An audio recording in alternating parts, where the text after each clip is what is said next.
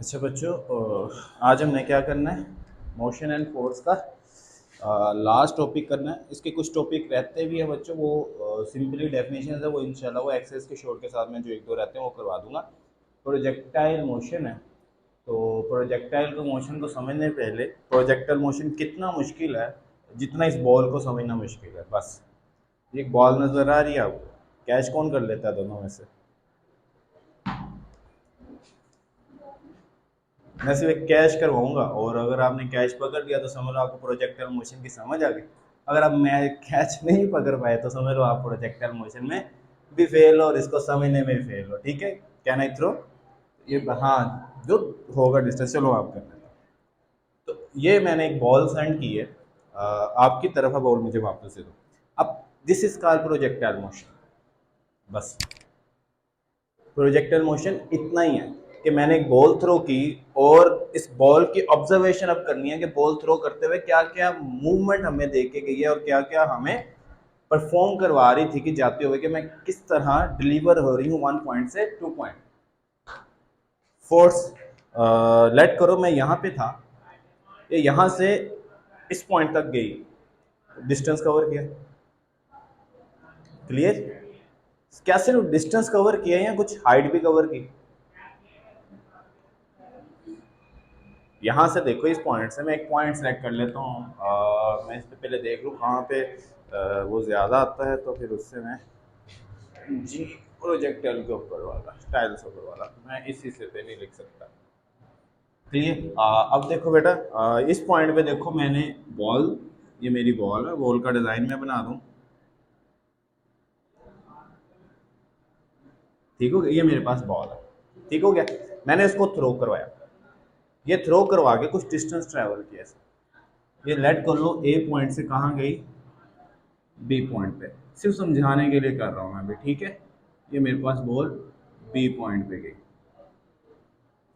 Clear? क्या ball ए से B point तक ऐसे गई,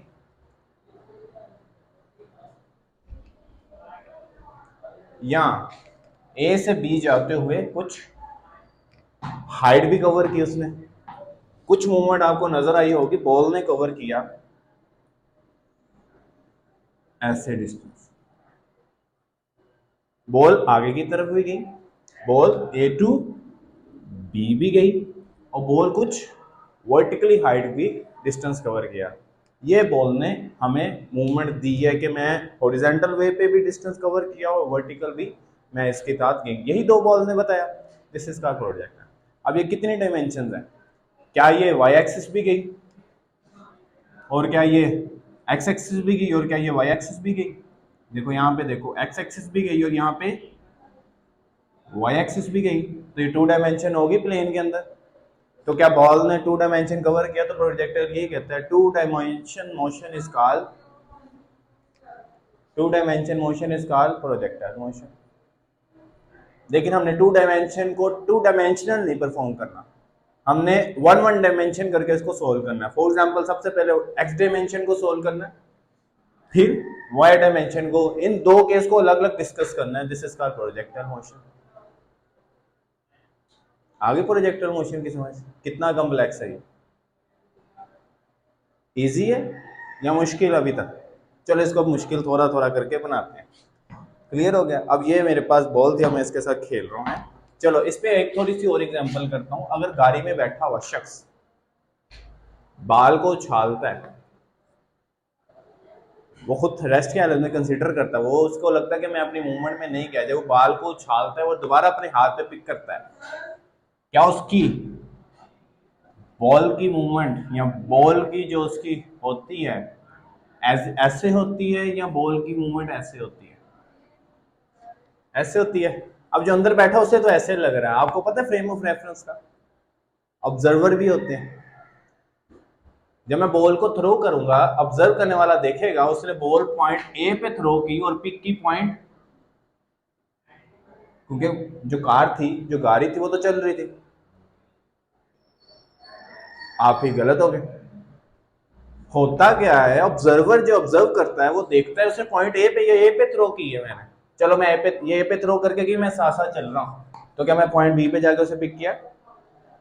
मैं तो रेस्ट की हालत में था, मैंने सिर्फ इस तरह ही थ्रो किया और मुझे लगा सिर्फ स्ट्रेट अप अपवर्ड गई और उसी तरह डाउनवर्ड आई, लेकिन ऑब्जर्वर को क्या लगा वो पॉइंट ए से गई और बी, उसने सिर्फ वर्टिकल नहीं डिस्टेंस किया, उसने हॉरिजॉन्टल भी डिस्टेंस किया, तो ये मोशन क्या होगी? Projectile motion. ठीक है, a cricketer thrown a ball is called projectile motion, इसकी एग्जांपल है। ठीक है, एक क्रिकेटर थ्रो करता है बॉल, तो वो क्या ऐसे थ्रो करता है? वो टू डायमेंशनली थ्रो करता है, वो एक्स एक्सिस को भी कवर कर रहा होता है और हाइट को भी कवर कर रहा होता है। आ रही है समझ? अब इसके केस एक्स एक्सिस के अलग डिस्कस करते हैं, वाई एक्सिस के अलग डिस्कस करते हैं। अब ये देखो, यहाँ पे एक्स एक्सिस को सिर्फ डिस्कस करो, वाई एक्सिस को बोल दो, समझ लो ये स्ट्रेट है। अब ये बॉल स्ट्रेट जा रही है, क्या इसकी वेलोसिटी चेंज हुई? वेलोसिटी कांस्टेंट रही ए पॉइंट से बी तक। रास्ते में एयर फ्रिक्शन को इग्नोर कर दूं तो इसकी मूवमेंट आप देखना स्ट्रेट रहती है। इसकी एयर फ्रिक्शन को, एक्सटर्नल फोर्स को मैं करूंगा इग्नोर करूंगा, तो इसकी वेलोसिटी एक्स एक्सिस पे क्या रही? कांस्टेंट रही। अगर वेलोसिटी कांस्टेंट थी in x axis direction, x axis में वेलोसिटी क्या थी? कांस्टेंट थी। अगर वेलोसिटी कांस्टेंट हो तो एक्सेलरेशन क्या हो जाता है? तो नेट फोर्स भी क्या हो जाएगी?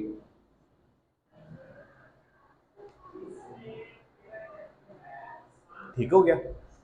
अब देखो, वेलोसिटी कांस्टेंट थी तो वेलोसिटी किसी ना किसी के इक्वल तो आएगी ना, तो हमें पता है वेलोसिटी कांस्टेंट थी तो मेरे पास क्या आ गई, क्योंकि इस डायरेक्शन में कर रही है। अब ये देखो, यहाँ से यहाँ तक थीटा बन रहा है।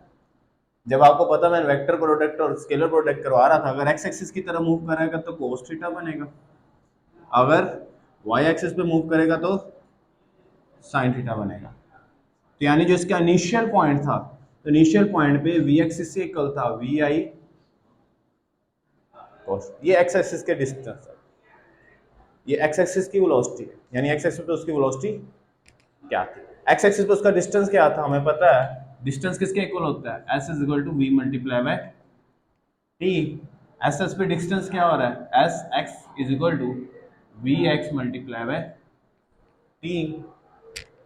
तो मैं अगर वी एक्स की वैल्यू पुट कर दूं तो मेरे पास क्या आ जाएगा? एक्स एक्सिस पे distance V I cos theta multiply by T. समझ आ रही है? ये सिर्फ एक्स एक्सिस की डिस्टेंस कर रहा हूँ। आ रही है एक्स एक्सिस की समझ?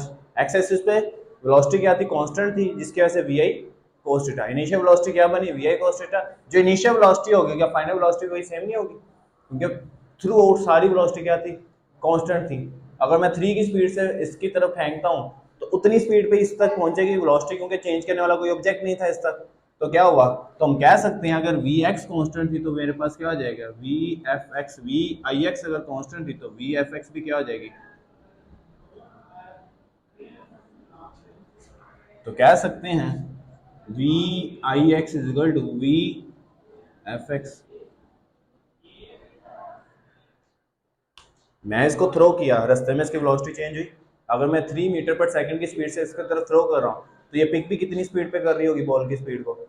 3 मीटर पर सेकंड। कोई ऑब्जेक्ट, एयर फ्रिक्शन, कोई करने वाला ऑब्जेक्ट इसको कोई डिस्टर्ब करने वाला तो नहीं था, या एक्सटर्नल फोर्स हवा तो नहीं लगा के मैंने इसकी थ्रो रेट को कम किया? कोई नहीं थी ना, यानी जिस वेलोसिटी से वो स्टार्ट हुआ उसी वेलोसिटी से वो फाइनल हो रहा है। अगर मैं 3 मीटर पर सेकंड की स्पीड से फेंक रहा हूँ तो ये कवर करते हुए एक्स एक्सिस पे डिस्टेंस कवर करते हुए, एक्स एक्सिस पे याद रखना, वाई एक्सिस की भी बात नहीं करा, तो एक्स एक्सिस पे बी पॉइंट पे भी वेलोसिटी क्या रहेगी? 3। अगर ये 0 पे स्टार्ट हो रही है तो बी पॉइंट पे भी इसकी वेलोसिटी क्या रहेगी? 0। पिक करने के बाद इसकी वेलोसिटी क्या हो जाएगी? ये फिर रेस्ट की हालत में आ जाएगी। यानी जिस ऑब्जेक्ट से जा रहा है उसी ऑब्जेक्ट से अगर 3 पे फेंक रहा हूँ तो उसकी वेलोसिटी कांस्टेंट रहेगी throughout this region, this dimension. समझ आ गया ये केस? एक्स एक्सिस पे we I X V F X के इक्वल होता है और वी आई एक्स किसके इक्वल होता है? वी आई कोस थीटा। और वी एफ एक्स किसके इक्वल होता है? V F cos theta. समझ आ रही है यहाँ तक? कुछ ऑब्जेक्ट्स आपके लिए कोई मुश्किल यहाँ तक?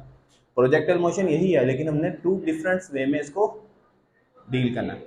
अब मैं डील करने वाला हूँ किस वे में? वाई एक्सिस में। इसको रेस करूँ एक्स एक्सिस के, अब वाई एक्सिस में देखो। अब वाई एक्सिस में वेलोसिटी कांस्टेंट नहीं हो सकती। मैंने एग्जांपल आपको याद हो करवाई थी, आपको एग्जांपल अगर आपको याद हो, जब एक मैंने बॉल को ऊपर की तरफ थ्रो करवाया था, एक नीचे की तरफ थ्रो कराया था, वेलोसिटी तो कांस्टेंट रही थी, लेकिन ऊपर जाते हुए वेलोसिटी डिक्रीज कर रही थी, फिर वो अपनी वेलोसिटी को ग्राउंड में हिट करते हुए उसकी वेलोसिटी सेम रही थी। ग्राउंड में जब हिट करेगी उसकी वेलोसिटी सेम रहेगी, यहां से लेके यहां तक इसकी velocity at state horizontal dimension में तो सेम रहेगी, लेकिन वर्टिकल डायमेंशन में क्या होगा, देखो इसको मैं लेट कर देता हूँ, लेट करो मैंने 3 मीटर पर सेकंड की स्पीड में इसको फेंका, ऊपर जाते हुए वेलोसिटी क्या करेगी, डिक्रीज करेगी, यानी इस पॉइंट पे जाके इसकी वेलोसिटी, क्योंकि इसके ऊपर ग्रेविटी एक्ट करेगी, ए इज इक्वल टू क्या हो जाएगा, माइनस जी, क्योंकि ऊपर की तरफ जा रही है बॉडी, अगर कोई बॉडी ऑब्जेक्ट ऊपर की तरफ जाएगा तो gravitation acceleration negative, downward object आएगा तो ग्रेविटेशन एक्सेलरेशन पॉजिटिव। ऊपर की तरफ ग्रेविटी एक्ट कर रही है, अब कोई ना कोई फोर्स एक्ट कर रही है, हॉरिजॉन्टल में कोई फोर्स एक्ट नहीं कर रही थी, कौन सी फोर्स एक्ट कर रही है, ग्रेविटेशन एक्सेलरेशन इसके ऊपर एक्ट कर रहा है, यानी एक रिटार्डिंग फोर्स इसके ऊपर एक्ट कर रही है, जो एक नेचुरल फिनोमेना है। अगर कोई ऑब्जेक्ट ऊपर जाएगा उसके ऊपर ग्रेविटी, हम ग्रेविटी की वजह से इसकी स्पीड क्या हो जाएगी, चेंज हो जाएगी, यहाँ पे इसकी स्पीड क्या हो जाएगी,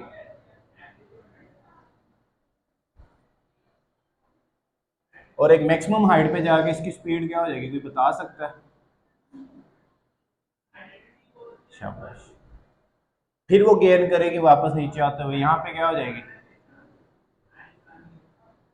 और यहाँ पे फिर कितनी आ जाएगी, यानी इनिशियल और फाइनल पॉइंट तो सेम रहा, लेकिन वर्टिकल में हमने क्या देखा कि ऊपर जाते हुए वेलोसिटी डिक्रीज करी, तो और एक हाईएस्ट पॉइंट पे वेलोसिटी आई वाई क्या हो गया, जीरो, और नीचे आते हुए अब ये कितनी हाईएस्ट पॉइंट पे जा सकती है, डिपेंड करता है उसके एंगल पे, एंगल पे अगर एंगल ज्यादा करूंगा वो ज्यादा हाइट पे जाएगी, एंगल और ज्यादा करूंगा तो और ज्यादा, मैंने इस तरह फेंका था, अगर मैं इस तरह फेंकता, मैं एंगल इस तरह फेंक रहा हूँ, फिर इस तरह फेंक रहा हूँ, अगर मैं इस तरह फेंकता इधर से तो एंगल ज्यादा, हाइट ज्यादा, लेकिन एक हाईएस्ट पॉइंट पे जाके वी आई वाई कितनी हो रही है, या वी एफ वाई कितनी हो रही है, फाइनल वेलोसिटी, इनिशियल वेलोसिटी तो मेरे पास क्या है, इनिशियल वेलोसिटी इधर देखो, इनिशियल वेलोसिटी देखो, एक्स एक्सिस पे इनिशियल वेलोसिटी क्या थी, वी आई, और वाई एक्सिस पे we I Y is equal to we i, और यहाँ पे फाइनल वेलोसिटी क्या होगी, इनिशियल वेलोसिटी तो थी लेकिन फाइनल वेलोसिटी क्या होगी, जीरो। समझ आ गई इस पॉइंट की भी, और यहां से लेके यहां तक एक इसमें कन्वर्ट हो गया माइनस जी, जिसकी वजह से ये थोड़ा सा फोर्स एक्ट है, ये मेरे पास थी वर्टिकल ऑप्शन में इसके पास, ठीक हो गया। अब मैंने क्या फाइंड किया था, एक्स एक्सिस पे मेरे पास वेलोसिटी कांस्टेंट थी, तो मेरे पास वी आई एक्स आ गया, ठीक हो गया। ये मैंने कौन सा मैं अब डिस्टेंस फाइंड किया था, याद हो आपको, वी एक्स डिस्टेंस फाइंड किया था, S x is equal to V multiply by V x multiply by T, इसको एक्स एस एक्स लिख लूँ या एक्स लिख लूँ, एक्स का मतलब यहाँ डिस्टेंस है, एक्स एक्सिस पर डिस्टेंस किसके इक्वल हो गया, V x multiply by T. अब वाई एक्सिस पर डिस्टेंस क्या होगा, अब उसको फाइंड कर लूँ, वाई एक्सिस पे डिस्टेंस फाइंड करने के लिए अगर मैं इक्वेशन ऑफ मोशन को ये यूज करूं, तो इक्वेशन ऑफ मोशन मेरे पास होती है S is equal to we I T plus 1/2 A T का स्क्वायर, ठीक है। वाई एक्सिस पे मैं अगर डिस्टेंस फाइंड करूं तो वी आई वाई एक्सिस पे क्या हो जाएगा, जीरो हो जाएगा, तो टी टाइम भी जीरो हो जाएगा, पीछे क्या बचेगा, 1/2 जी टी का स्क्वायर, क्योंकि एस वाई एक्सिस पे है तो मैं एस को रिप्रेजेंट कर रहा हूँ वाई पे। समझ आ रहा है कि यहाँ पे मैंने y को रिप्रेजेंट कर दिया 1/2 जी टी का स्क्वायर, और v आई क्या कर दिया यहाँ पे जीरो कर दिया, जब थ्रू इनिशियल स्टेज में नहीं मैंने किया, ये वो डिस्टेंस है जब वो आगे की तरफ मूवमेंट कर रहा था, और मूवमेंट करते हुए वो कितना डिस्टेंस वर्टिकल कवर कर सकता है, वो इतना कर सकता है, इससे ज्यादा वर्टिकल डिस्टेंस नहीं कवर किया, इससे ज्यादा डिस्टेंस कवर किया, यहाँ पे वेलोसिटी क्या थी, जीरो, इस पॉइंट पे वेलोसिटी क्या थी, जीरो, तो उड़ा दी मैंने 1/2 जी टी का, इस पॉइंट पे वेलोसिटी, इनिशियल पॉइंट पे वेलोसिटी क्या थी, we I by V I sine theta, उसने इस इनिशियल पॉइंट में उसने कहा वर्टिकल डिस्टेंस कितना कवर किया, तो वर्टिकल डिस्टेंस कितना कवर किया, इतना कवर किया या इतना, इतना कवर किया या इतना, पॉइंट ए पे कवर किया या पॉइंट सी पे, सी पे कवर किया ना, तो सी पे मैंने इसको डिस्कस करके कि वर्टिकल कितना डिस्टेंस, हॉरिजॉन्टल डिस्टेंस तो इतना कवर किया, वर्टिकल कितना डिस्टेंस कवर किया वो ये है, आ रही है समझ। चलो आगे थोड़ा सा चलते हैं। अब एक बात और बेटा सुन लो। अब देखो यहाँ पे मैं एक से ज्यादा पाथ बनाने की कोशिश करता हूँ, ठीक है, और ये प्रोजेक्शन शो करता हूँ इसकी, ठीक है। एक पाथ बनाता हूँ, ये भी बॉल ट्रैवल नहीं की, ठीक है, अभी सिर्फ पाथ बना रहा हूँ। बॉल इन पाथ पे ट्रैवल कर सकती है, पॉसिबल है, बॉल इन पाथ पे ट्रैवल कर सकती है। आप इस तरह थ्रो करते हो, फिर इस तरह थ्रो करते हो, फिर इस तरह थ्रो करते हो, डिस्टेंस सेम रख सकते हो आप उनका। मैं आप देखना, मैं ऊपर भी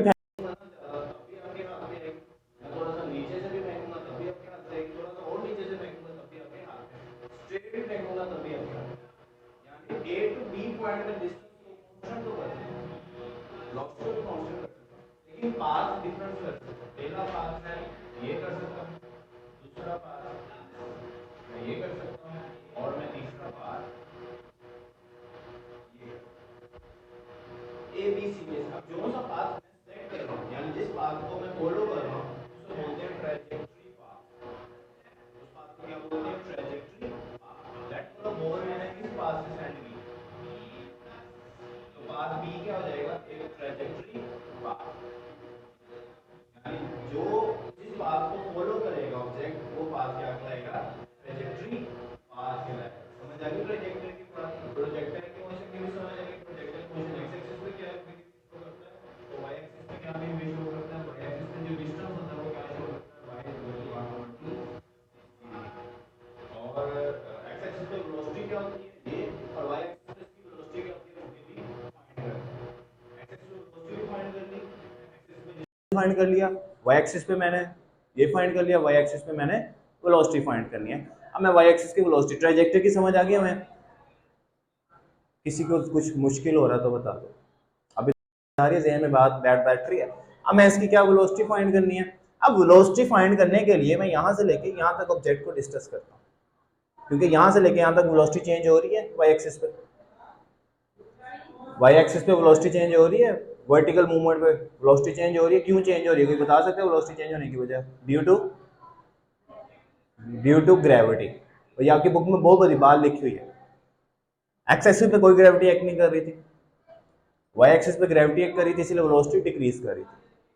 और यहाँ से लेके यहाँ तक का पाथ में वेलोसिटी इंक्रीज कर रही थी। मैं से अभी यहाँ से लेके यहाँ तक का पाथ का डिस्कस करता हूँ, वेलोसिटी डिस्कस करता हूँ इन डिफरेंट केसेस के अंदर।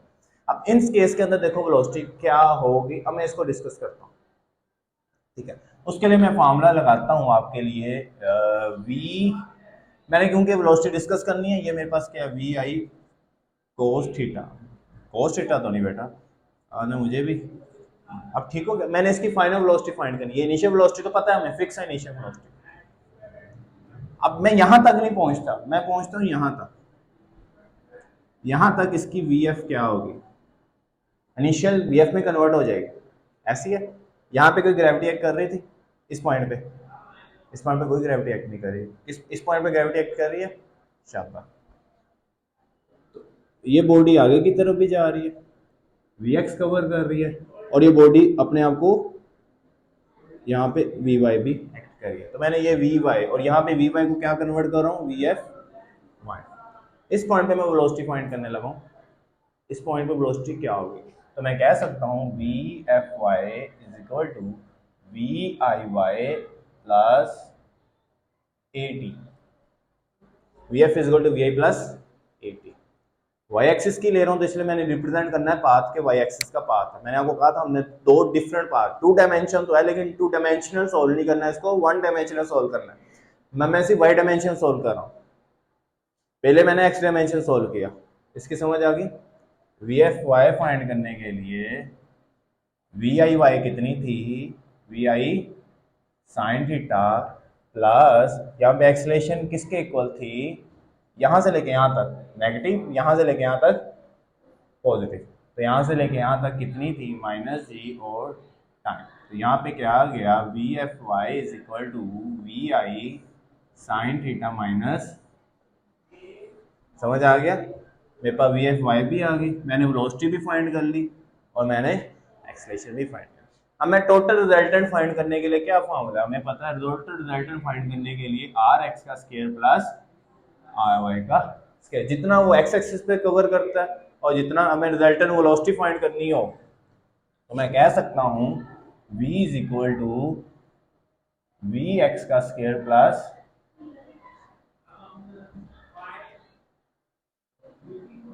समझ आ रही है।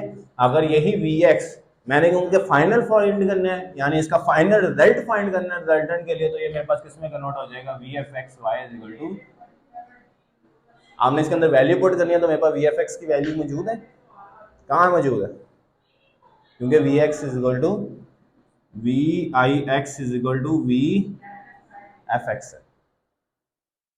अगर मैं वी एफ वाई पुट करना चाहूँ तो ये पुट कर सकता हूँ, पुट करने की जरूरत नहीं है, मैं बुक में पुट करने की, मैं न्यूमेरिकल के लिए सोल्व करने के लिए पुट कर सकता हूँ। तो याद रखना न्यूमेरिकल के लिए सोल्व करने के लिए मैं वी एफ एक्स की जगह वी आई कोस थीटा और we I sine theta minus G T इसके अंदर पुट करके इसको ड्राइव कर सकता हूँ। यहाँ तक समझ आ गए।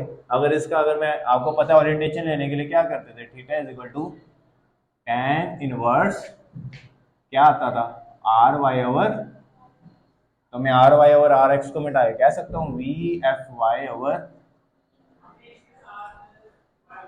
कुछ बातें याद हैं आपको इनकी या नहीं, अभी तक किसी को कोई मुश्किल हो रही हो तो बेटा बता दो मुझे। अब बेटा इस बात को इस आसान था, ठीक है, मुश्किल नहीं था इतना, ठीक, लेकिन इम्पोर्टेंट है। 99.9% चांस है कि बुक में दो ही लॉन्ग है, इस चैप्टर के, पूरी बुक में नहीं, इस चैप्टर के दो ही मोस्ट इंपॉर्टेंट लॉन्ग है। एक कौन सा है जो हमने इलास्टिक कर लिया, नॉन इम्पोर्टेंट भी कर रहे हैं हम, कर सब कुछ रहे, हमें वो भी याद करना है, लेकिन याद हो इम्पोर्टेंट एक तरफ लेके चलना पड़ता है। जो इम्पोर्टेंट एक ये है और एक क्या है, इलास्टिक, ये इम्पोर्टेंट है, ठीक है। तो यहाँ पे बेटा मेरे पास समझ आ गया यहाँ तक। अब मैं थोड़ा सा एमसीक्यूज के तौर पे बताता चलूँ। अब ये जो पाथ फॉलो कर रहा है ट्रेजेक्टरी पाथ कर रहा है, और ये जो कर्व बना रहा है, कर्व भी तो बना रहा है ना, इस कर्व को क्या कहते हैं, हाइपरबोला या पैराबोला। ऐसी कर्व जो बनती है, ऐसी कर्व मैं बताता चलूँ, इस कर्व को बोलते हैं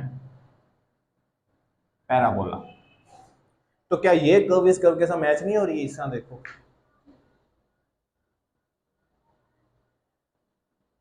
हो रही है मैच, क्या मुझसे नहीं ना बनी, हाँ ठीक है, मैं 3D है, मैं आर्टिस्ट नहीं हूँ, कोशिश कर रहा हूँ कि वैसा समझा सकूँ, ठीक है।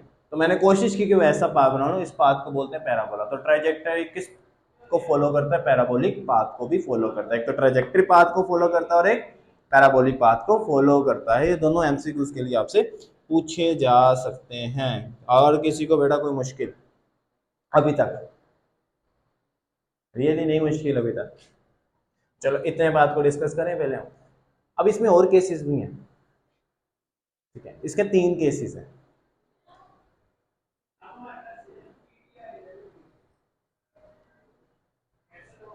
चलो जी, हम डिस्कस करने के लिए मैं इसको आगे लेके चलता हूँ, चलो आगे लेके, कुछ कुछ बातें एक्स्ट्रा भी होती हैं जो मैं बताता हूँ, ठीक है, जो लिखी नहीं होती। अब projectile is any object throw into the space, मैंने किस में फेंका था, प्लेन के अंदर फेंका था, ऐसी है 2 डायमेंशन, स्पेस तो 3 डायमेंशन होती है, हम स्पेस की बजाय प्लेन कंसीडर कर लेते हैं।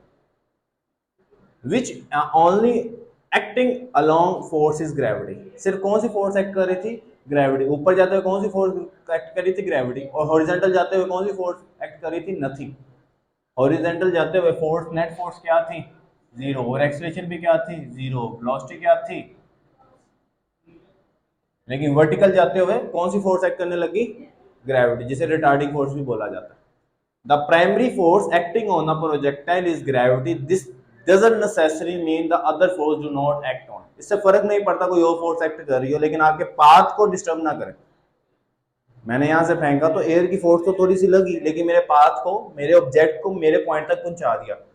अगर तेज हवा होती, क्या पता वो ऑब्जेक्ट मेरा जहां मैं सेंड कर रहा हूँ वो थोड़ा सा मेरे पॉइंट से हट के गिरता।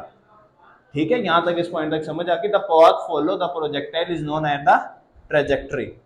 वो ऑब्जेक्ट जो जिस पाथ को फॉलो करेगा वो क्या कहलाएगा, ट्रेजेक्टरी। वो पाथ जो ऑब्जेक्ट फॉलो करेगा, the path followed by projectile. Projectile मेरी बात बॉल थी, वो प्रोजेक्टाइल मोशन थी, वही प्रोजेक्टाइल होगी। प्रोजेक्टाइल की डेफिनेशन भी लिखी मैंने, जैसे अ बेस बॉल, क्या लिखा हुआ, बैटर्ड अ थ्रोन, चलो battered a thrown is an example of projectile. A baseball, batted or thrown is an example, यानी a baseball thrown is an example of the projectile, या एक tennis ball throw is called project example of the projectile. Baseball भी आपने देखी हो कभी,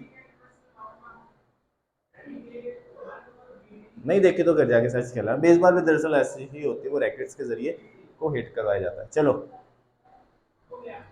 आगे चलूं, ये समझ आ गया डेफिनेशंस के प्लेन के अंदर अगर मैं किसी भी ऑब्जेक्ट को थ्रो करवाता हूँ, ये शर्त नहीं है कि उसके ऊपर कोई फोर्स एक्ट करे, ठीक है, ये एक उसके ऊपर ग्रेविटी की फोर्स जरूर एक्ट करे, यानी वैक्यूम ना हो, आपका वैक्यूम में ग्रेविटी की फोर्स नहीं होती, यानी वो आपका जिसमें आप अपना एक्सपेरिमेंट कर रहे हैं वो आपका वैक्यूम के अंदर ना हो, उसमें ग्रेविटी की फोर्स कंपलसरी है और फोर्स कोई भी नेसेसरी नहीं है। आगे देखो, ये देखो बॉल को थ्रो करवाया मैंने, बनाया मैंने प्लेन है, लेकिन फॉलो किसको कर रही है, टू डायमेंशन को, वाई डायमेंशन को नहीं। यहां तक समझ आया बेटा अभी तक? आगे देखो, what is a projectile motion when a particle is throne obliquely nearly earth surface. अगर मैं ऑब्जेक्ट को सेंड कर रहा हूँ अर्थ सरफेस के करीब से सेंड कर रहा हूँ, मैं कहीं ऊपर से नहीं सेंड कर रहा, मेरा जो डिस्टेंस है अर्थ के देखो बिल्कुल करीब है, और करीब से सेंड कर रहा हूँ, दोबारा अर्थ उसी पॉइंट पे जा रहा है, जिस पॉइंट से सेंड कर रहा हूँ और वो उसी पॉइंट पे दोबारा जा रहा है, तो वही आपका प्रोजेक्टाइल मोशन है। मेरा ऑब्जेक्ट जो मैं जो सेंड करने वाला सेंडर है वो अर्थ के करीब होना चाहिए। It move along a curve path under the constant acceleration, मैंने आपको बता दिया था, directed toward the centre of the earth, तो उसकी एक्सेलरेशन क्या होगी, कांस्टेंट होगी। The path of such particle is called projectile, जो पाथ वो फॉलो करेगा वो प्रोजेक्टाइल, और उसकी मोशन क्या होगी, प्रोजेक्टाइल मोशन।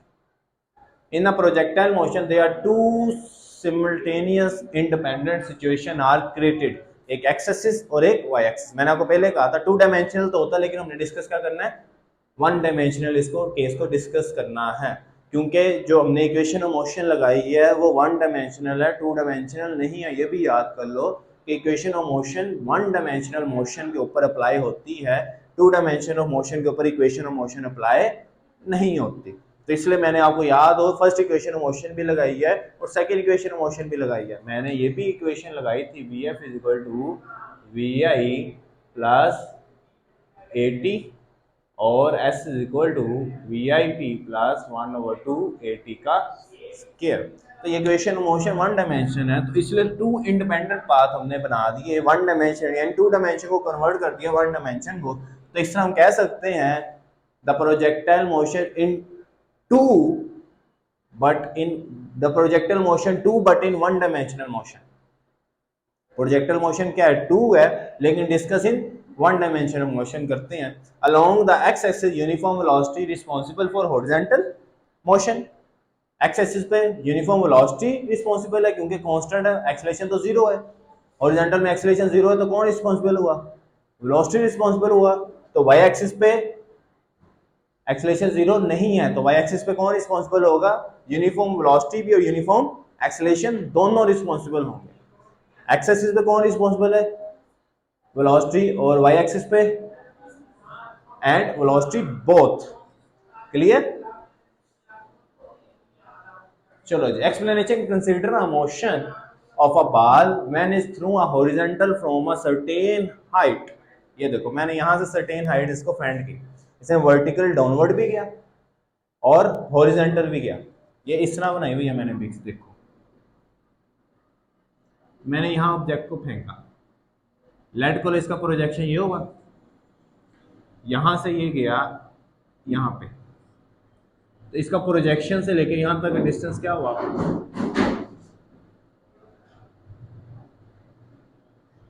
हॉरिजॉन्टली यहां से लेके यहां तक का,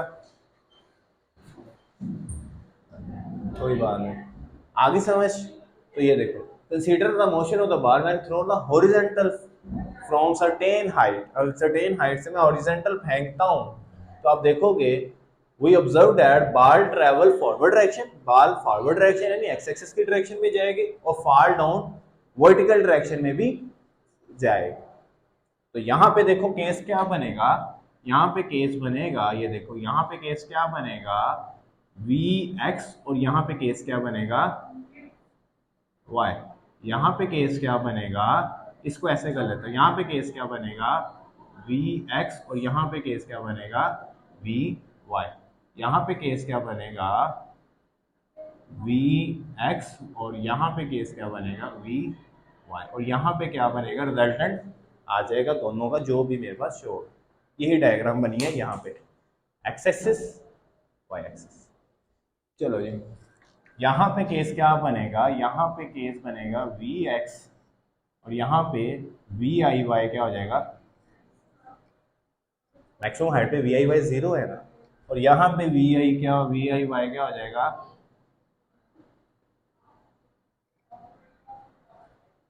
initial velocity for vertical components की वी ठीक है, लेकिन मैक्सिमम हाइट पे वी आई वाई क्या हो जाएगा जीरो। ये इंपॉर्टेंट एमसीक्यूज भी है। क्या प्रोजेक्टाइल मोशन के अंदर वेलोसिटी जीरो होती है? नहीं होती। देखो वी एक्स जीरो नहीं था, वी आई वाई जीरो था, तो वेलोसिटी जीरो नहीं थी, ठीक है। उसके कंपोनेंट्स में कोई एक जीरो हो सकता है, रिजल्टेंट वेलोसिटी तो जीरो नहीं होगी ना, मैं तो इनका सम लूंगा, जीरो होती है। अगर मैं पूछूं in projectile motion at which point, where point, कह सकते हैं कि वेलोसिटी वाई कंपोनेंट्स की जीरो होती है, एक्स कंपोनेंट्स की जीरो होती है। तो वो अगर आपको डिफरेंस कंपोनेंट्स का पूछे तब आपने कहना वाई की जीरो होती है, एक्स की कभी जीरो नहीं होती, एक्स ऑलवेज भी कांस्टेंट। क्लियर? वाई की जीरो हो सकती है, अगर उसी प्रोजेक्टाइल मोशन में वेलोसिटी जीरो हो सकती है तो ये पॉसिबल नहीं है।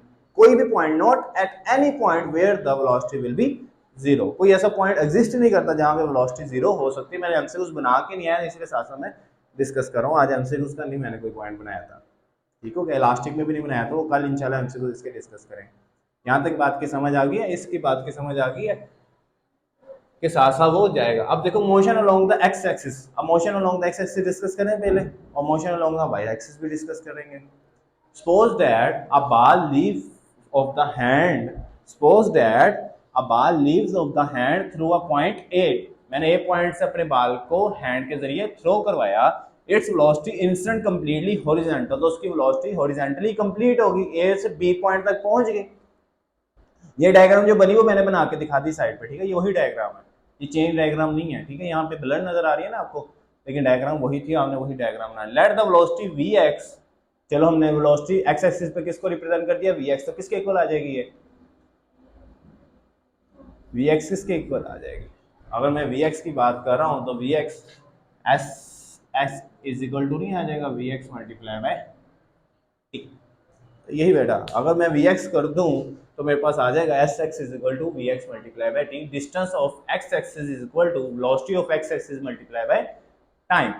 तो यहाँ पे according to Newton first law of motion लगा। Newton first law of motion क्यों लगा, क्योंकि यहाँ पे कोई भी no external force act on it, यही कहता था बॉडी स्टेट कंटिन्यू रेस्ट या continue motion if no force act on it. इसलिए इस पाथ ने, हॉरिजॉन्टल पाथ ने किस लॉ को फॉलो किया, Newton first law of motion को फॉलो किया, और वर्टिकल में Newton first law motion follow नहीं हो सकता क्योंकि उसमें फोर्स, ग्रेविटेशन फोर्स एक्ट कर रही है। तो ये भी बात बेटा हमने याद रखनी है कि according to Newton first law of motion there will be no acceleration, no force, directed force act on the ball, तो इसलिए x is equal to we x multiply by t आ गया।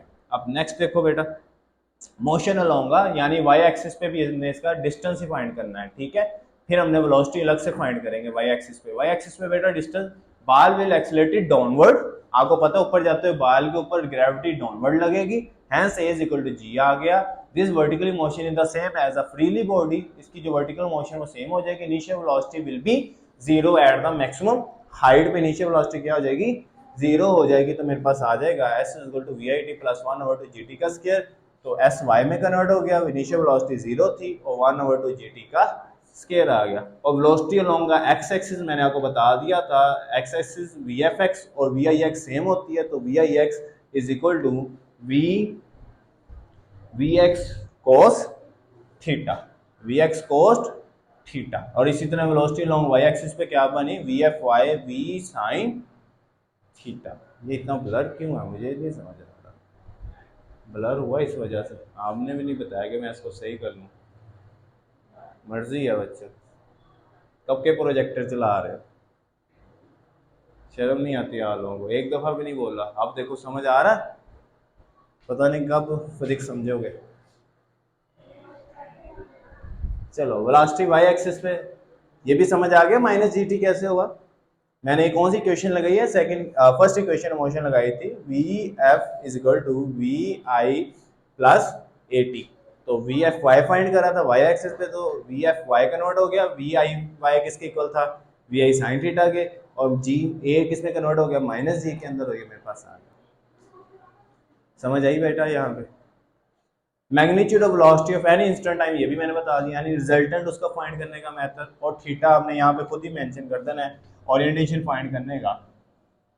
Theta is equal to V F Y over we,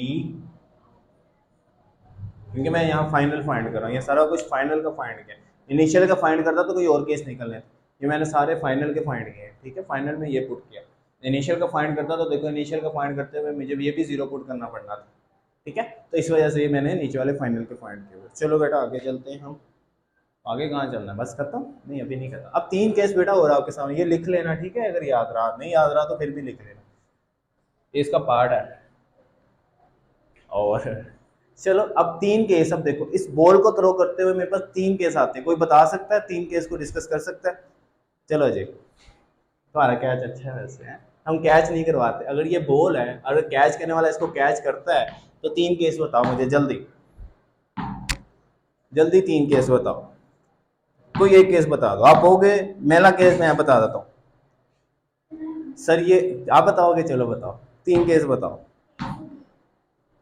कि sir ये कितना time लेगी ए से B जाते हुए। पहला केस, टाइम फ्लाइट फाइंड कर लो, मुझे थोड़ी पता, अगर आप कहोगे सर कितना टाइम लेगी, तो इस कहती क्वेश्चन मार्क ना करो मेरे साथ, अगर क्वेश्चन मार्क करना है तो मैं आपको सोल्व करके बताऊंगी, मैं आप तक कितनी स्पीड से फेंक रहा हूँ और टाइम पे पहुंच रही है, मैं टाइम फाइंड कर सकता हूँ।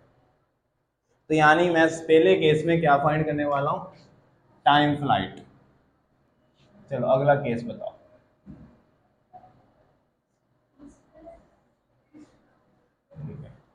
टाइम फ्लाइट ना कितने टाइम पे पहुंचती है, ये भी एक केस है ना इसके अंदर, प्रोजेक्टाइल के अंदर कोई सा ऑब्जेक्ट कितने टाइम पे पहुंचता है, डिस्टेंस, हाँ, कि कितना डिस्टेंस कवर कर सकता है, इसे बोलते हैं मैक्सिमम रेंज, कि कितनी रेंज वो कवर कर सकता है ऑब्जेक्ट।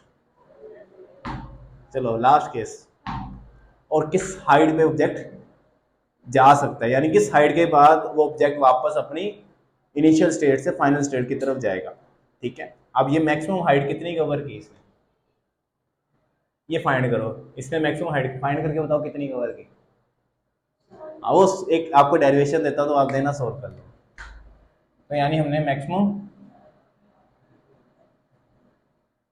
हाइट भी कवर करनी है। अब मैं जो बोलूंगा ये लिख लेना, क्योंकि ये यहाँ पे लिखा नहीं हुआ, ठीक है। अब ये जो मैं लफ्ज बोलूंगा ये हमने लिख लेना। सबसे पहले मैक्सिमम हाइट फाइंड करते हैं, ठीक है। क्या फाइंड करने लगा मैं, मैक्सिमम हाइट फाइंड कर रहा हूँ, तो एक ऑब्जेक्ट जब थ्रो करता हूँ मैक्सिमम कितनी हाइट पे जा सकता है। आपको पता है एंगल सबसे ज्यादा डिपेंड करता है, मैक्सिमम हाइट लेने के लिए क्या डिपेंड करता है, एंगल सबसे ज्यादा डिपेंड करता है।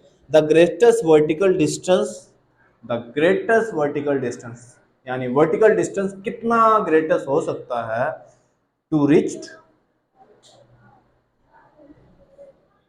as made from the horizontal projection projector।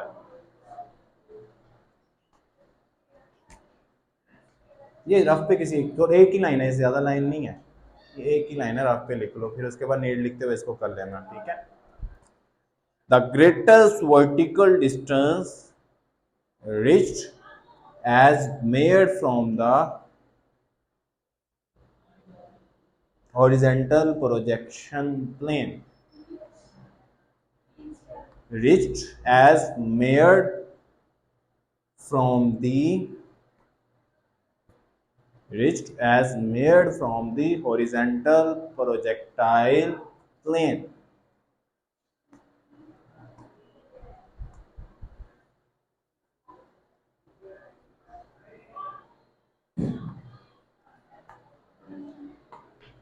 Horizontal projectile, यहाँ पे प्लेन का डिस्कस करना है, ठीक है, यहाँ डायमेंशन का डिस्कस करना है। 2 डायमेंशन प्लेन लिख लो, यहाँ 2 डायमेंशन लिख लो। चलो जी, लिख लिया। इसके बाद देखो बेटा क्या करने वाला है। अब देखो मैक्सिमम हाइट के लिए मैं एक बना ही लेता हूँ इमेज, ताकि मुझे पता चले मैक्सिमम हाइट कितनी हो सकती है। अब ये मैक्सिमम हाइट कितनी है, मैक्सिमम हाइट करने के लिए मुझे यहाँ से लेके यहाँ तक का हाइट फाइंड करनी पड़ेगी ना। यहाँ से लेके यहाँ तक इसकी हाइट फाइंड करने को लेगी पड़ेगी। यहाँ पे वी एफ वाई क्या थी, कोई बता सकता है? 0। और वी आई वाई यहाँ पे क्या थी?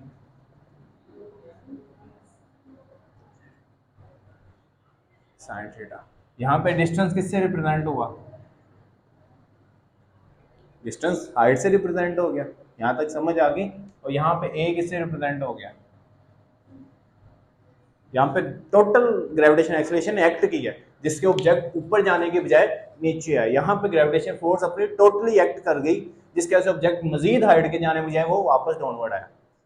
यहाँ पे जाते जाते ग्रेविटेशन फोर्स एक्ट कर रही थी, यहाँ पे अपनी टोटल फोर्स एक्ट किया, जिसकी वजह से वो ऑब्जेक्ट नीचे की तरफ। अगर ग्रेविटेशन फोर्स 0 होती तो ऑब्जेक्ट ऊपर ही जाता रहता, कभी भी नीचे नहीं आता। यहाँ तक समझ आ गई। यानी ये मेरे पास मैक्सिमम हाइट करने के लिए इन कंडीशंस की जरूरत है।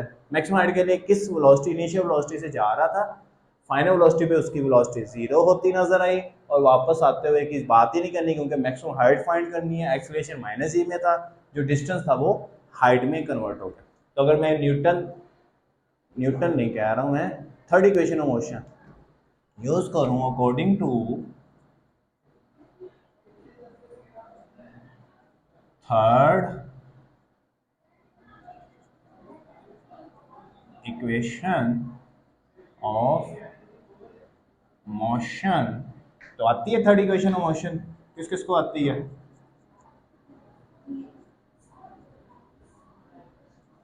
वैल्यू पुट करूं, टू ए किसके इक्वल है? एस किसके इक्वल है? वी एफ वाई पे, और ये भी हाइट पे है, तो ये मेरे पास क्या आ जाएगा?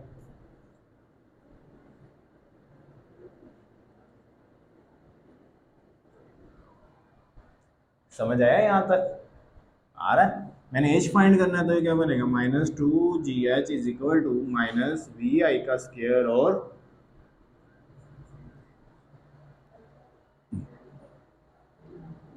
माइनस माइनस से काटूं, इधर एच तो खा गया मैं। H is equal to we i का square sine square theta over 2G। यहाँ तक आई समझ? तो यानी मैक्सिमम हाइट फाइंड करने के लिए अगर मुझे इनिशियल वेलोसिटी पता हो, जिस वेलोसिटी से फेंक रहा हूँ, और मुझे एंगल पता हो किस एंगल पे फेंक रहा हूँ, तो मैक्सिमम हाइट आ जाएगी। आपको पता है ना साइन मैक्सिमम कब होता है? 90 डिग्री पे, जब थीटा क्या हो। आपको पता है ना साइन मैक्सिमम कब होता है, और कोस मैक्सिमम कब होता है? 0 डिग्री पे। साइन मैक्सिमम कब होता है, और टैन मैक्सिमम कब होता है? 45 डिग्री पे। क्लियर? ये एंगल था, मैं इसको बेटा चेंज करके आया वहाँ।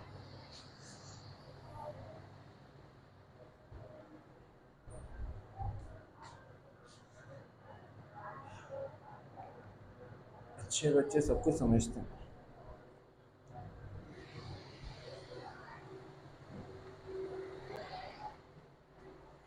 वो इनको कराना हो।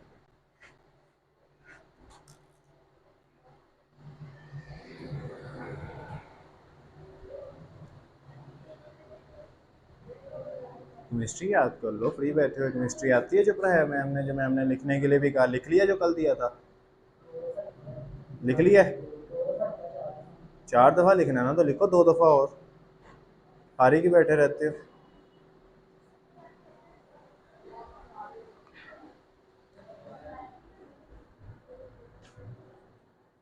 हाँ जी, आई समझ? नहीं आई? तू समझा, तू नहीं समझा?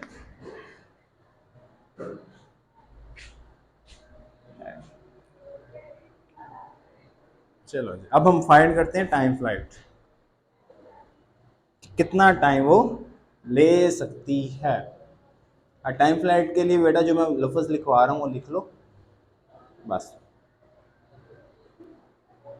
टाइम फ्लाइट के लिए बेटा लिखो आप, the time taken by a body to cover the total distance,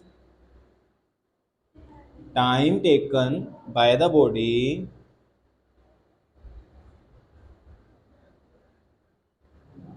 to cover the distance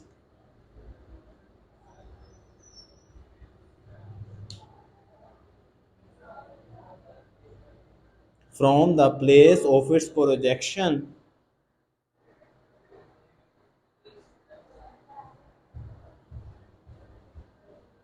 to the ground.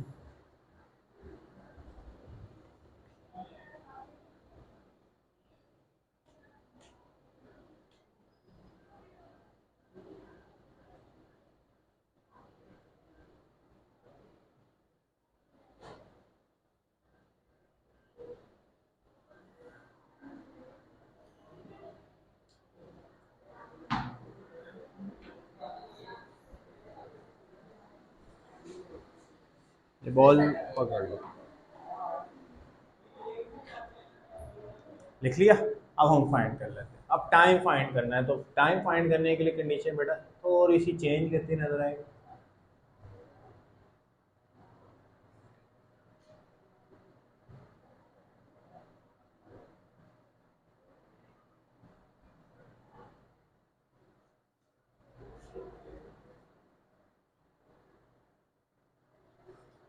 चलो जी बेटा, यहाँ पे मैं टाइम फ्लाइट फाइंड करता हूँ।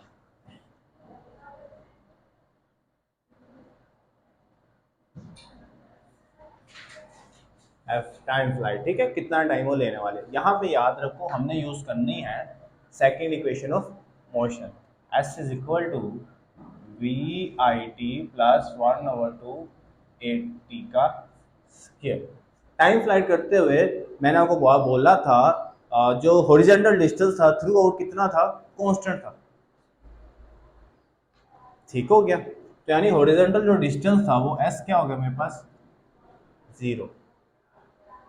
जो वेलोसिटी ट्रैवल कर रही थी वो दरअसल वर्टिकल, क्योंकि इनिशियल वेलोसिटी क्या थी, कांस्टेंट। कांस्टेंट तो पुट नहीं कर सकता, तो वर्टिकल वेलोसिटी मैं यूज करूंगा यहाँ पे। क्लियर हो गया, तो वर्टिकल वेलोसिटी किसके इक्वल थी, we I Y is equal to, ठीक हो गया। और यहाँ पे ए किसके इक्वल था, क्योंकि horizontally throughout velocity constant थी तो पुट नहीं कर सकता था। इनिशियल वेलोसिटी लास्ट में पुट कर सकता था, V X is equal to कर। थ्रू आउट वेलोसिटी क्या थी, कांस्टेंट। चेंज क्या हो रही थी वेलोसिटी, वी आई वाई साइन थीटा, ये चेंज हो रही थी, इंक्रीज और after the downward increase, upward decrease and downward increase, or at the point of the where the highest point reach, this is करवा लेंगे।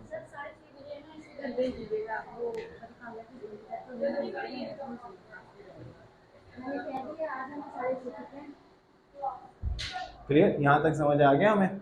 अब यहाँ पे मैं इसके अंदर पुट करता हूँ, तो zero is equal to we I sine theta plus 1/2 minus G T का स्क्वायर। तो zero is equal to we I sine theta, theta लिखवाया आप लोगों ने, आप भी हाँ हाँ करी जा रही हो, -1/2 जी टी का square, V I sine theta, और इधर टी भी आना था। ये देखो वी आई की जगह V I sine theta, T की जगह टी, समझ आया। अब ये माइनस और इधर है क्या हो जाएगा, प्लस हो जाएगा, तो ये आ जाएगा 1/2 जी टी का square is equal to we I sine theta, यहाँ पे टी लिख लूँ। फाइंड क्या करना है, टाइम फाइंड करना है, तो टाइम एक जगह कर देता हूँ, बाकी सारे एक जगह कर देता हूँ। टी का square over t is equal to 2 vi sine theta over g, ये कटा इसके साथ, तो ये आ गया t is equal to 2 vi।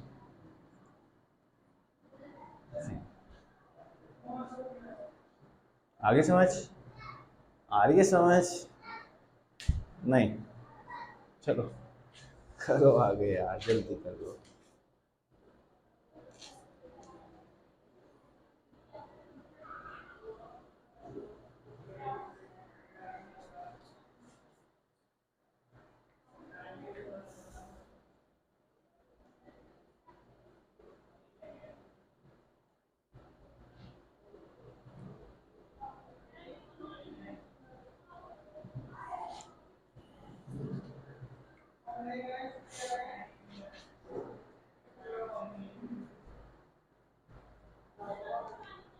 लिख लिया।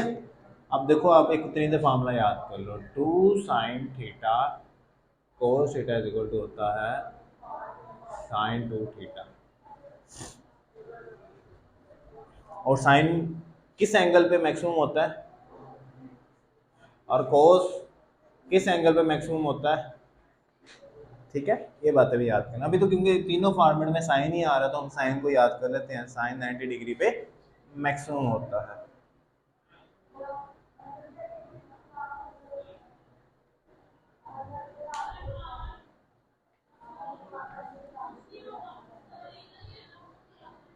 जी बच्चों, आगे करें। आगे हमने क्या फाइंड करने वाला रह गया? लास्ट रेंज फाइंड करने वाला रह गया।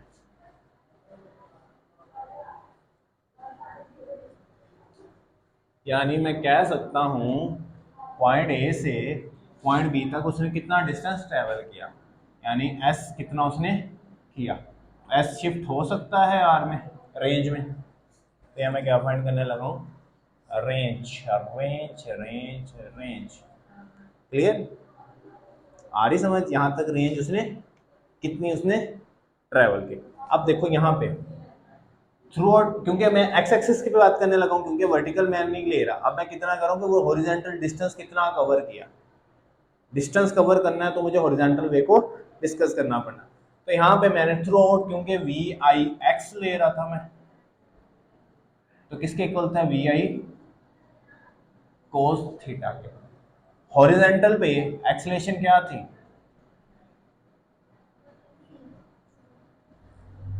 हॉरिजॉन्टल पे एक्सेलरेशन क्या थी? 0। ये मेरे पास कंडीशन है। और यहाँ पे फिर बेटा सेकेंड इक्वेशन मोशन लगेगी, S is equal to we I T plus 1/2 A T का स्क्वायर। एस मेरे पास आर में कन्वर्ट हो गया, वी आई कन्वर्ट हो गया वी आई कोस थीटा में, और यहाँ पे आ गया टी।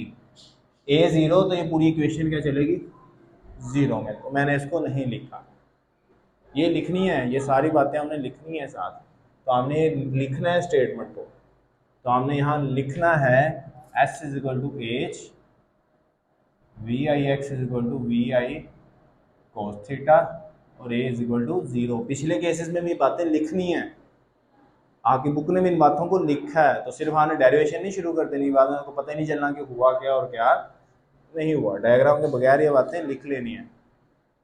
तीनों केसेस की बातें हमने लिखनी है।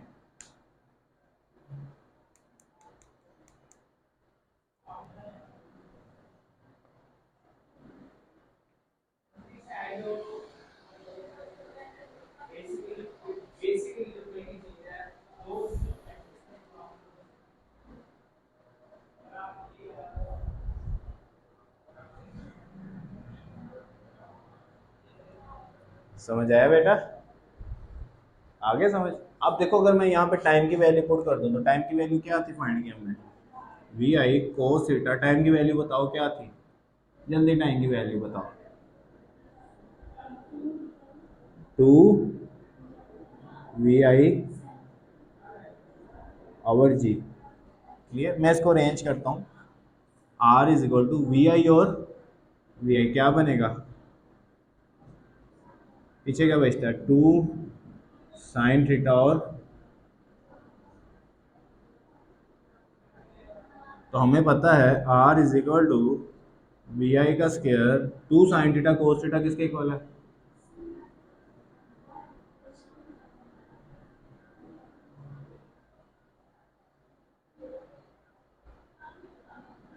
यहाँ तक लग गई समझ?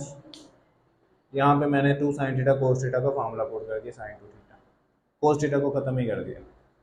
चलो, यहाँ पे रेंज मैक्सिमम बताओ किस एंगल पे हो रही है? हाइट मैक्सिमम हो रही थी 90 डिग्री, और साइन थीटा है, साइन का एंगल बताना है। और टाइम भी मैक्सिमम हो रहा था 90 डिग्री पे साइन थीटा। अब ये किस मैक्सिमम हो रहा है?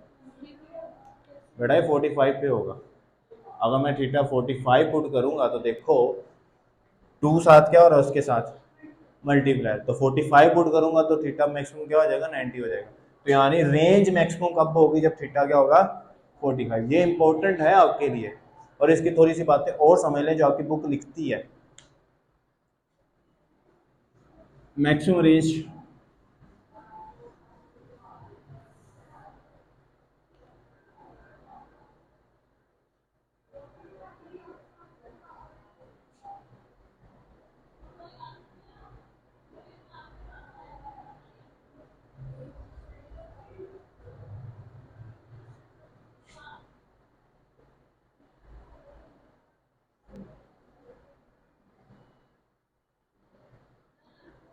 अब बेटा यहाँ से एक दो तीन बातें सुन लो जो आपकी बुक लिखती है। बुक लिखती है कि आपकी जो मैक्सिमम रेंज होंगी अगर वो थीटा 45 डिग्री बनाएगी, वो ये भी कहती है इसीलिए जो क्रिकेटर है वो ट्राई करते हैं कि अपनी बॉल 45 डिग्री पे थ्रो करें ताकि जहाँ तक वो रेंज बनाना चाहते हो इजीली वो रेंज बने। 45 डिग्री पे वो अगर कम करते हैं रेंज को, एंगल को कम करते हैं तो रेंज कम होती है, एंगल को ज़्यादा भी करते हैं तब भी क्या होती है, रेंज कम होती है। यानी थीटा 45 पे मैक्सिमम है, less than theta, theta greater than range less than theta, अगर लेस देन होगा 45 से तब भी रेंज क्या होगी, तब भी रेंज क्या होगी, लेस देन होगी। थीटा ज़्यादा होगा 45 से तो रेंज भी क्या हो जाएगी, लेस रहेगी, और थीटा लेस होगा तब भी रेंज क्या होगी, लेस। थीटा ज़्यादा range less, theta less range भी लेस। ठीक हो गया। एग्जैक्ट थीटा कितना होना चाहिए, ठीक है, और टोटल थीटा कितना होना चाहिए, उसका 90 बन जाएगा जब 45। अब वो एक और बात लिखती है, कहते हैं कि मैं 30 डिग्री से फेंकता हूँ बॉल को,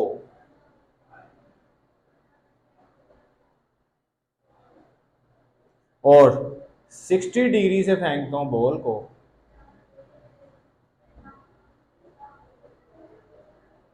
तो रेंज सेम रहती है y।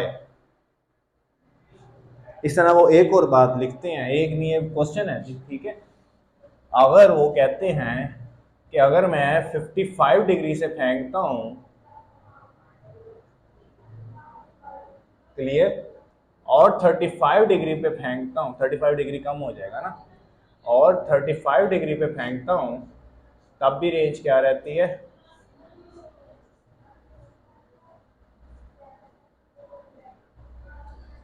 सेम रहती है। बट वाई,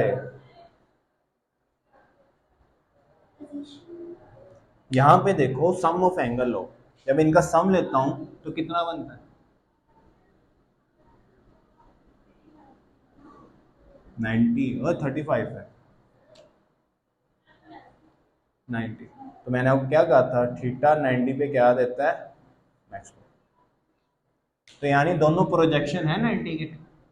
इधर देखो, जब मैं 60 और 30 में लिखता हूँ तो मैक्सिमम, ये प्रोजेक्शन है 90 के, तो हम कह सकते हैं theta 1 plus theta 2 is equal to, अगर 90 बनाएंगे तो वो सेम रेंज पे हमें कैलकुलेट होते नजर आएंगे।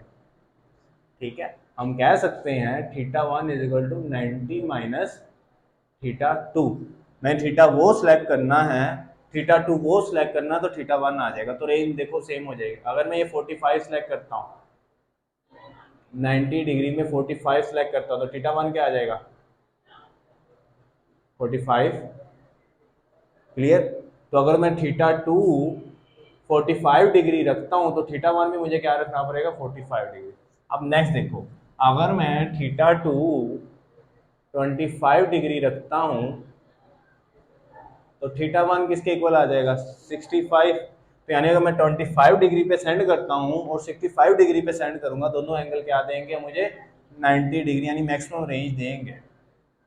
ठीक है, आ रही है समझ। तो इसलिए अगर मैं थीटा 2 सेलेक्ट करता हूँ तो थीटा 1 उसका 90 माइनस करके वो मुझे सेम देगा। तो ये बेटा एक वो आंसर लिखते हैं। आज का बेटा इतना ही था, हमने तीनों इसके केस डिस्कस कर लिए, हमने प्रोजेक्टाइल मोशन को डिस्कस कर दिया। आसान था, बस थोड़ा सा लेंथी पार्ट था, उसको लिखने उसको समझते वक्त हमें इसकी लगी कन्फ्यूजन थी, तो आई होप के दूर होगी। और बस अब इसको लिखना शुरू करते हैं।